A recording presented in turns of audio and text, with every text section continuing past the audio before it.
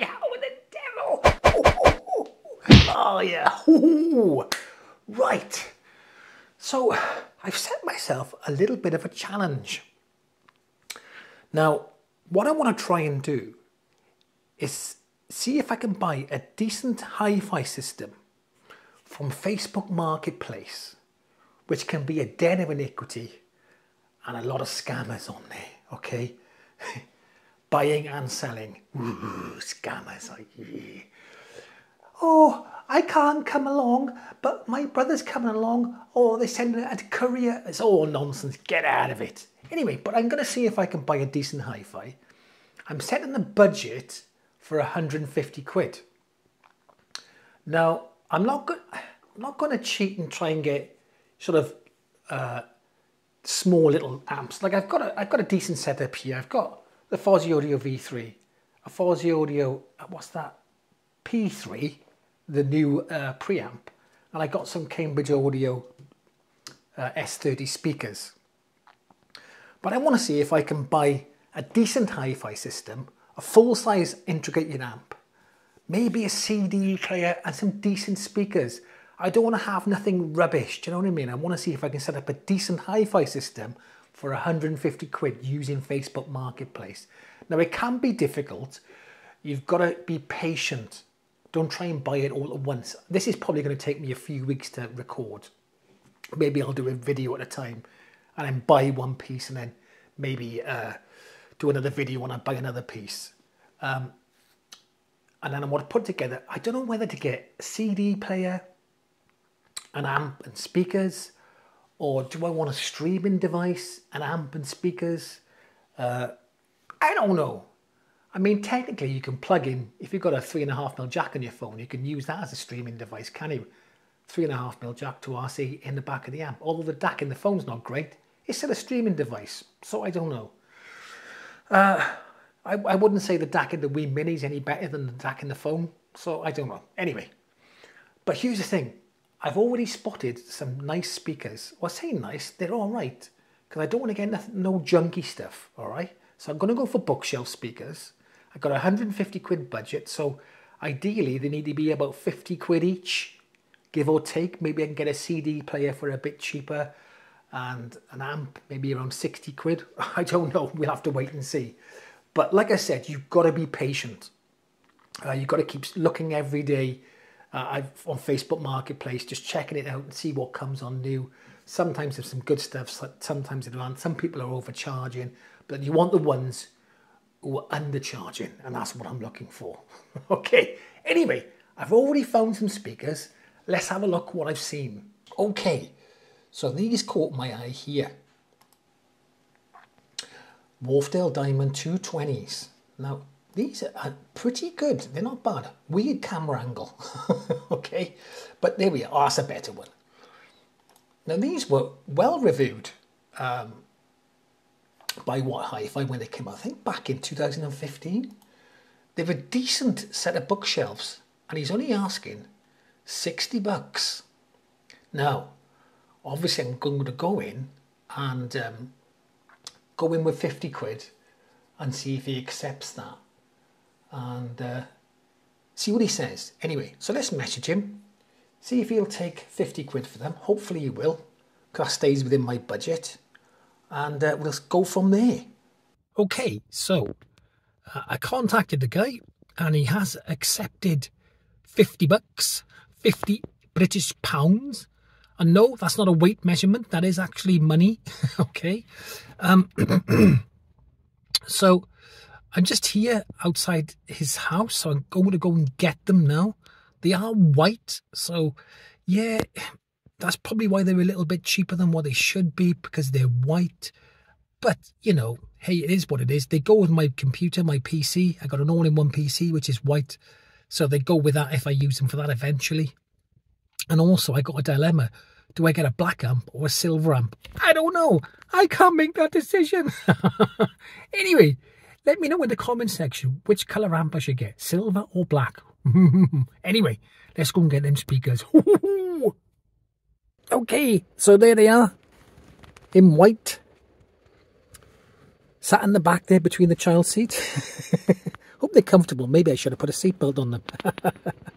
Anyway, I was in there for 45 minutes. The guy had loads of hi-fi equipment. And he gave me a demo of these with this little knob sound valve amp. And they sounded fantastic. Fair play. I think it's only about 3 watts the channel. It was really good. I've taken a photo of it anyway, so I'll pop it on here now. But yeah, we talked ages about speakers and amps and God knows what. So when you do buy something off another audio sort of file type person, enthusiast, you do get caught up in the moment. I'm starving. I need to go home for dinner. Anyway, let's get these home and set up. Woohoo! And here they are. Woo! Now, I tell you what, I've got a flipping good deal with these. These are in good nick. I got a cracking deal for 50 quid. These are still on sale on Amazon for 199 quid. So I got them for a very good price. I was very lucky with these. And well within my 150 quid budget. So happy with the price. Really good condition. And the white isn't too bad actually. It looks really nice. It'll definitely go on my computer if I do ever use it for that. But at the moment it's not for that. It's to set up a new hi-fi. So let's have a little look at them. Let's have a little peek. Okay, so they haven't got magnetic grills or the full face ones. They've got ones just covering the cones. So these just pull off like that. Yoink. Yoink. Now, some people might think that's a bit of a pain in the neck having to take them all off. I used to have some Wharfedale 230s. And they had three. They had two mid basses and a tweeter. And taking them on and off was a pain. But here's the thing, I got kids, they'll put their fingers in that. Okay, push the cone in. So I normally keep them on anyway, so it doesn't make not a big deal to me. Anyway, so, now these are bass ported. These are reflex speakers, so what the deuce? Where's the port? Where is it? I don't know, you tell me. So these are a downward firing port. Don't know if I can see that, let's lift that up. God, they weigh quite a bit. I'm surprised for a bookshelf this size how heavy they are. That's normally a good sign, isn't it? So it's in there. In there. Can you see it? You won't be able to see it. It's in there somewhere. Okay. So it's a downward firing port. And that's a pretty good thing because if you're planning it on using it as a bookshelf, you don't have to worry too much about how close you place it to the wall and get blooming at the back from a rear-facing base port. So a downward firing is pretty cool. Got a 25mm soft dome tweeter, 130mm mid bass, I suppose that is. Okay, on the back we got twin binding posts. So if you wanted to buy wire, you could. Now I've done a couple of videos on buy wiring. I've never had much success with buy wiring really. Do you know what? People get so angry about buy wiring. You've got the one side of the fence who say, buy wiring works, it works for me. And then you've got the other side of the fence who say, oh, buy wiring's a waste of money, just speaker cable companies just making more money out of you, you're a sucker. Why do people give a damn? Why do they get so angry? Look, if you want to buy wire and you think it sounds better, you're the one listening to it. Who cares what anybody else thinks? And don't get angry with the people who don't like buy wiring. But at the same time, the people who don't like buy wiring think it's a waste of money. Why do they get so angry with people who want to buy the wire? Extra wire, and they think it's good. You're talking nonsense. Buy wiring's a waste of time. Look at the crossovers, blah, blah, blah. Right. I don't like buy wiring, but if someone likes to buy wire and they notice a difference, that's completely up to them. It's their journey. Let's just enjoy our audio enjoyment together. Without getting so irate and angry. Why get so angry over a nice hobby? Stop it, come on. Anyway, so twin binding posts, buy wiring if you can. And please don't get confused between buy wiring and buy amping. My God, I had some people in the comments kicking off, getting really confused about buy amping and buy wiring. They're quite a separate thing. So there you go. Got gold plated jumper plates here. Now they're probably gold plated brass, not the best. I did do a video where I took the plates off and put some 12 gauge oxygen free copper cable there. I thought I noticed a bit of a difference. But again, a lot of people argued with me. That's nonsense. It's only a small distance, blah, blah, blah. You won't get no difference. Blah, blah, blah. The ohms and the resistance were futile. Anyway, I thought I noticed a difference. I thought I heard it. But there we are. Again, it's subjective. If I think it does, who gives a toss? But anyway, they got this gloss front and this sort of MDF. Looks like it's plastic coated, but it's well done. Well done. And they look very nice. A very nice speaker. Anyway, what's the flipping specs in them, Mark? Stop babbling on, you son of a bitch. Okay. So sensitivity is 86 dB. Now, 86 dB, it might be a little bit hard to drive, but here's the thing. At 86 dB, you think they would be. But like I said, this guy was using a little valve amp, 3 watts a channel, and I was driving them fine, and they went pretty loud. So we'll see when I get the amp to go with these, how they sound, but they didn't sound they were hard to drive by this. I mean, the specs say they're hard to drive, but at 86 dB, you know, sensitivity, but they sounded fine on this little 3 amp per channel, 3 watt, oh, I could speak, Jesus, 3 watt per channel amp. So there you go. They're rated at 25 to 100 watts. Nominal impedance is 8 ohms. And frequency response is 56 hertz to 20 kilohertz. So obviously you're not going to get a massive bottom end out of them. We'll wait and see when I do a little sound test later. But 56 hertz isn't particularly low, but not bad for a speaker of this size. Anyway, we'll see. Okay, right. I've been giving them a good listening to, right? And I have to say, I'm really happy with them. But I don't think they've been played a lot. I don't think they've been used much because I felt that they needed more running in. They sounded a bit tight. And it wasn't until I played them for a few hours that they start warming up and getting there. So I don't think they've been played a lot. Don't forget they got Kevlar speakers, Kevlar in the speakers. So that's quite a taut material. So I did have to play them for a few hours to really get the sound out of them. So they haven't been running properly. So that's a good thing. That's why they look so good. They haven't been used much. Anyway. So how do they sound? Well, here's the thing. I've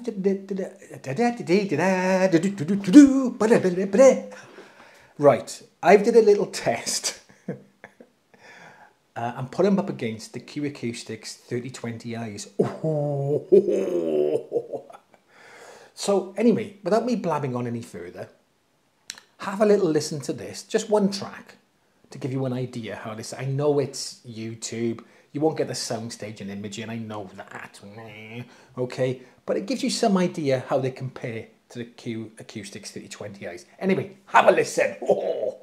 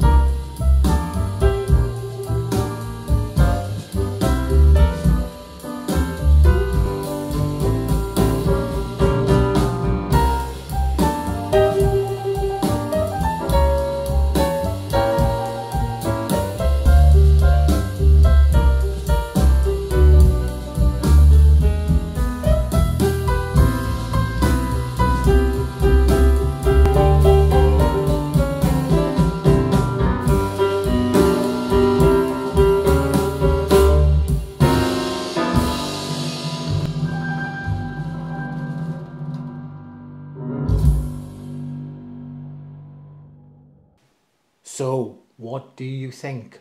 Ooh. Well, I'll give you my opinion, okay? Whether you care for my opinion or not is another matter. Right. So I thought well, first of all, let's talk about the sensitivity. So these are 86 dB, the Q acoustics are 88 dB. So they were slightly easier to drive. To get the same volume level, I had to turn the volume up a bit on the Wharfedales because they're 86 dB. It didn't make much of a difference to the sound, you just got to turn the volume up a little bit. The Q acoustics have quite a more prominent bottom end. Now, they're not quite U-shaped, the Q acoustics 3020i's, but they do seem more U-shaped, have a U-shaped EQ sort of thing. I don't know, where, but I do think they were more top end and bottom end rather than mid-range. They have a decent, okay mid-range, but I thought they were more like sort of UE shaped. These are more even right across the frequencies. The bass on these was good, but it didn't go as low as the Q acoustics. Sometimes the Q acoustics did sound a bit like boomy. Maybe I could have moved them away from the wall a little bit and I would have stopped them sounding so boomy. But it is what it is. So I suppose the Q acoustics would be better for maybe electronic dance music, drum and bass, maybe rock music or something like that. I don't know. But these were okay. These are a bit more laid back, but they're a little bit more refined, I thought. Where these speakers shine is in the mid-range. And the mid-range is fantastic, really, really good. And they image very well. Voices were bang in the centre where they needed to be when it was in the centre, unless they, put them back and forth with stereo imaging was good. I thought it performed very well. So I suppose if you're more of a analytical listener, a critical listener where you want to hear every detail, I would say these would probably be better for you for that. Okay, I like the sound of them. I'm happy with what I've got. So I think I've done all right. I've done all right with the speakers. You let me know what you think. Do you think I did okay with the speakers? So far, so good. Anyway, now I'm going to look for an amplifier. Now the problem I've been looking for an amplifier while I've been making this video. And it's difficult because when you're looking around the 50 quid mark, some of them look like pretty beat up. Look like they've been mistreated quite a bit. Don't really want one of them. Or they're very budgety amps and things like that, or super old. Now, if you can get, and I've got an 1983 amp, but when the caps get that old, you do lose a little bit of the top end, a little bit, some of the clarity. I mean, you can make adjustments on the tone controls if it's got them, but so I don't really want anything that's over 20 years old. I'd like to get something with a phono stage if possible, because for to future-proof it, if I want to put a turntable with it, I could, okay? Even though that's not in my budget at the moment, but I'm thinking of further down the line. And another thing is people overprice their products. That I think that they buy them for, say, 400, 500 quid 20 years ago and still think it's worth 200. No, it's not worth 200, okay? Sort it out. Price it correctly. And another thing that's really bugging me is how many people get pictures of their feet in the pictures they show on Facebook Marketplace. What? I don't want to see your feet. I want to see the amp. Put them stinking feet away. Jesus. Here's some tips for you. Don't take pictures of your feet in the photos, okay? Keep your feet out of it. And also, take more than one picture. And also, in the description, try and make more than amplifier for sale. And they wonder why they can't sell it. When I'm buying an amplifier, I want to see the front, the back, the specs, the watts. I don't want to have to go onto a search engine to search the specs for that. I mean, if you just put it all there, it makes it easier for me to read and easier for me to make a decision on buying it and how much I'm going to want to offer for it. So if you are selling things, put all the details, all the specs in the description, the watts, the da-da-da-da-da, whatever, okay? And more than one picture, close up, and keep your feet out of it. Anyway, that's come to the end of this video. So far, so good, right? Next one is probably, hopefully, going to be the amplifier. So look out for that one. Anyway, I'll catch you in the next one.